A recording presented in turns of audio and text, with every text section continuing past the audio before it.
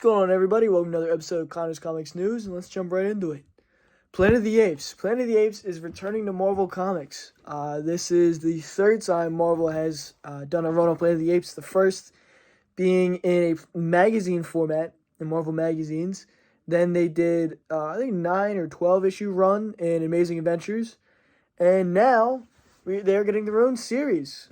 I guess Disney's lawyers were going through different IPs they own since the 20th Century Fox buyout, and seems they land on Planet of the Apes. I mean, now the Predator, that lawsuit's been handled. Predator is coming to the Marvel Comics, and Alien is relaunching alongside Predator, and we can see Planet of the Apes coming, I think, September, October, probably, in that fall area, if not later.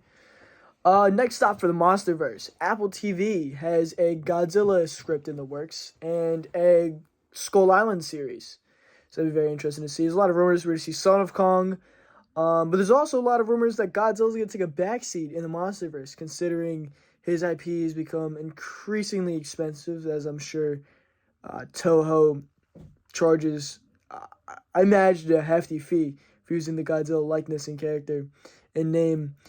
Alongside the other kaiju, alongside of Godzilla. So it'll be interesting to see the future of the MonsterVerse, and if it is a Godzilla-centric series, or if Godzilla takes more of the backseat, and Kong is our main monster, or maybe some original characters like Mammoth, or something like that. But there's a lot of rumors, every 6 to 8 months, there's usually new rumors coming from Toho. Either they're doing Shin 2, or they're taking Godzilla in a new direction, they did Godzilla Band, and now they're talking about possibly rebooting, kind of like they've done in the past, and hopefully doing a Suit Nation series. That's what I'm hoping for. But Ahsoka has started filming, and we saw a leaked photo on set of what appears to be a decapitated Mandalorian and Darth Maul battling Ahsoka. Now, I'm not convinced this is a real set photo. I'm not convinced it's not either. There's a lot of people online that saying the cameras don't match up or something like that, which could be very, very true. I don't know what cameras they use specifically for those shows. But I would love to see Ahsoka battle Maul in a post-Clone Wars, pre-Rebels timeline. I think that'd be really fun to see. And I think that'd be amazing to see in live action. I would love that. So I'm almost part of hopes it's true. But in the same sense, since they've already hidden Luke and Grogu from us in the past, I'd be awfully surprised to see Ahsoka get leaks like this, especially such a big deal, considering there was really nothing leaked for Book of Boba Fett or any of these other shows we've seen. But with the Inhumans, will the Inhumans return to the MCU? Doctor Strange 2 spoils ahead, since Black Bolt did return to the show, to the movies. He did die, but it was a multiverse version of Black Bolt, so I don't think that matters too much. So I think there's a good chance that Black Bolt could be coming back. There's a lot they could do with the Inhumans. I mean, that show they did was canceled after season. It was not good. I'm kind of hoping they could do a lot better with the Inhumans. They deserve better, especially if we do a Fantasy Four show. We could be doing a movie, but if we do a show, it'd be really interesting to see the Inhumans get introduced at some point and do the Crystal Johnny thing. That'd be kind of cool. But Medusa, Trident, Gordon, they're all due for a proper MCU introduction. Dragon Man or the Eternals could be good avenues to introduce the Inhumans, or there's a lot of rumors of the Kree Skrull War. That would be cool. That'd be good, doorway to open up the Inhumans. And there's a lot of rumors that Marvel's movie, the Captain Marvel movie, is going to introduce the Kree Skrull War in some way, whether it be an end credit scene or if it's the plot of the movie. But that could be a very good way to introduce the humans as a concept. Will the Arrowverse continue? As we know, Warner Brothers has been cutting down a lot on DC and other different things that they own. Bit by bit, the DCU has had a lot of recent issues going on with their actors and actresses and writers, and they're going in a million different directions, so they've got their own issues. And most of the Arrowverse shows have been canceled. I mean, Arrow itself no longer runs. Batwoman, Black Lightning, Legends of Tomorrow, Vixen, Naomi, Supergirl, Ray, I mean, they all came and went. I think there's only 2 shows currently running. One of which being Superman and Lois, which is really good, and well, at least it was. I'm way behind. And The Flash, which I watched a little bit of, but I don't have time to catch up on the Arrowverse. There's just too much of it. And there's rumors of a Constantine show coming, but I think if we do Constantine, it won't be the Legends of Tomorrow version. It'll either be kind of Reeves, which would be kind of cool, or a completely new Constantine and some sort of Justice League Dark show on HBO Max, I think would be more likely than doing another CW show. Because I think, honestly, the CW's dying out.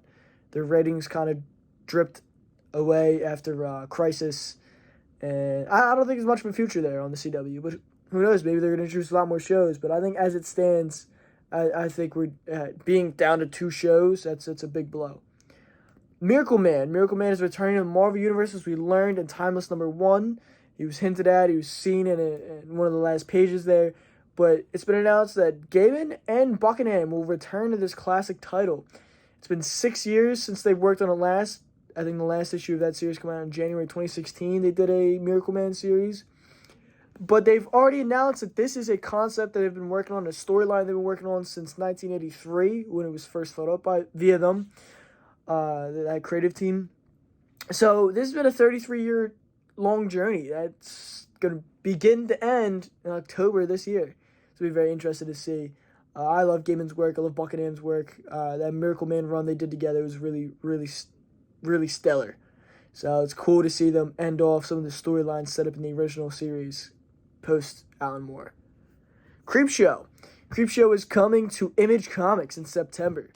They'll be doing a 5-issue miniseries with different anthology stories in every issue, based around the Shudder TV series, which in itself is based off the original films, of course.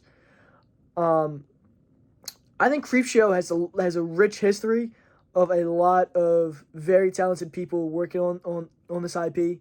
I mean, going back to the first movie, we had a stellar cast. We had a lot of great writers and directors behind it. We had amazing effects workers. I mean, go on IMDb, and almost every single person that worked in the film is a legend in the industry. 2 is what it is, but it's still a lot of great people working on it.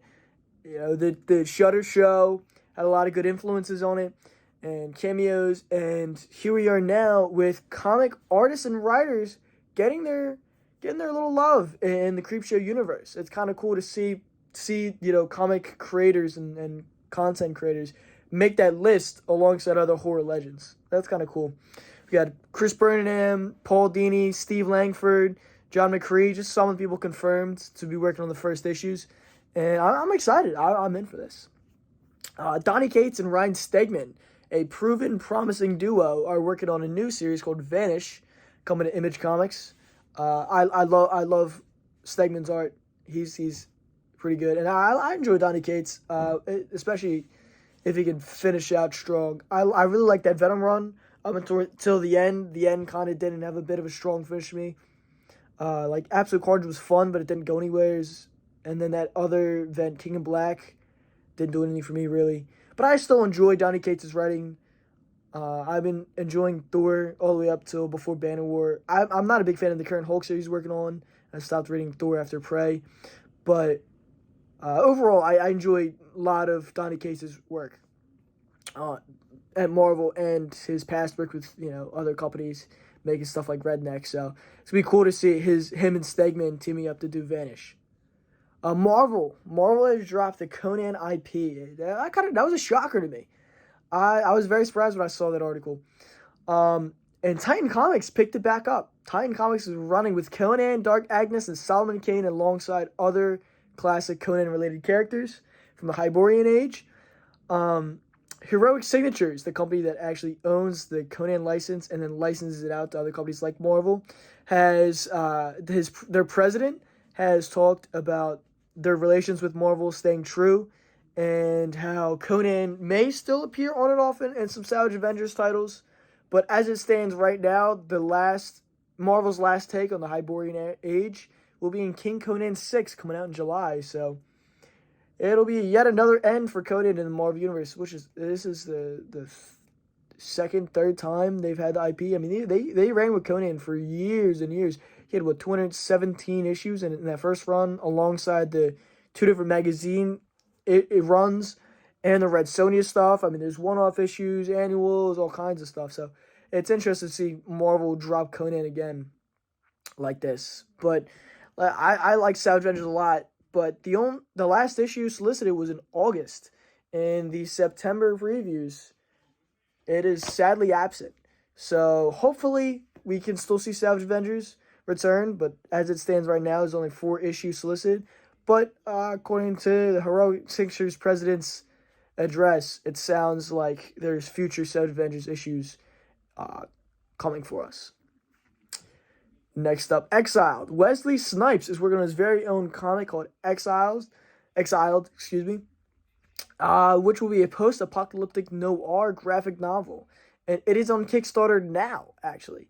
It launched June 21st, and there's, at the time of recording this, there's 20 to 21 days left to back it. So I will be putting the link to the Kickstarter in the description or the comments, whichever is easier.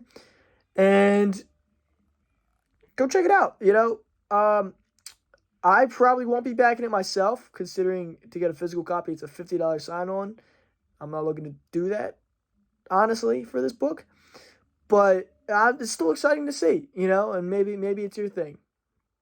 Moving on, Christian Bale talks about how he's open to return to Batman. Obviously, he just played Gore in Love and Thunder, which will be coming out soon. I think next month that movie is dropping. But he did say he would return to Batman only if Christian Nolan was directing.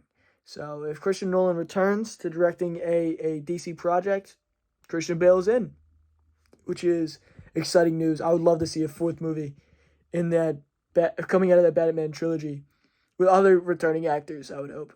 But I guess we'll see. And our last topic for today is a double-up topic. I talked about Madam Webb in my last episode of Comics News here on the channel. Go check that out if you haven't seen it already. But the Dakota Johnson movie, Madam Webb, reportedly may be a cover-up for a different project with a different lead. Now, there's no current proof or evidence of this. This is just a heavy rumor, heavy theory, whatever you like to call it. There's a lot of people talking about this, a lot of people getting excited about this. When I was writing the last episode, I did find it suspicious how there's very little information on this project, and a lot of information on Craven, and very little on Madam Web.